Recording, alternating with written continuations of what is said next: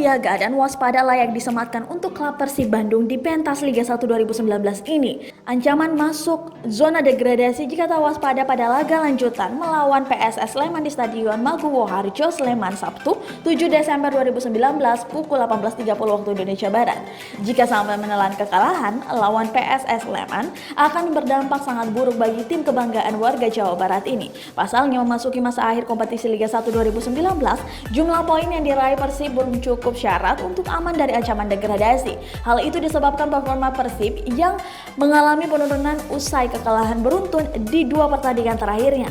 Bali United memberikan kekalahan bagi Persib Bandung 3-2 kala bertandang di Stadion Kapten Iwayan Dipta Gianyar Bali 28 November 2019 lalu. Hasil negatif berikutnya dialami oleh Maung Bandung saat melakoni pertandingan kandang kala menjamu Persela. Tampil di hadapan Boboto, Persib Bandung takluk atas tamunya Persela Lamongan dengan skor 0-2. Akibat dua kekalahan tersebut, tim asuhan Robert Albert saat ini turun ke posisi 10 klasemen sementara.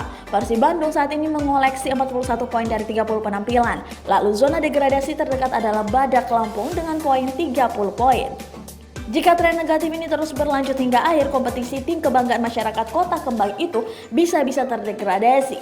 Dari kubu PSS Sleman, tim ini dijamin bakal tampil ngotot di hadapan publiknya sendiri, yaitu Slemania. Selain itu, PSS Sleman di laga terakhir mampu mengilas Badak Lampung dengan skor meyakinkan 5-1. Senin 3 Desember 2019, tentu saja kepercayaan diri dari tim asuhan Seto Nurdiantoro itu adalah dalam kondisi baik, bertolak belakang dengan Persib yang menelan kekalahan beruntun di dua laga terakhir.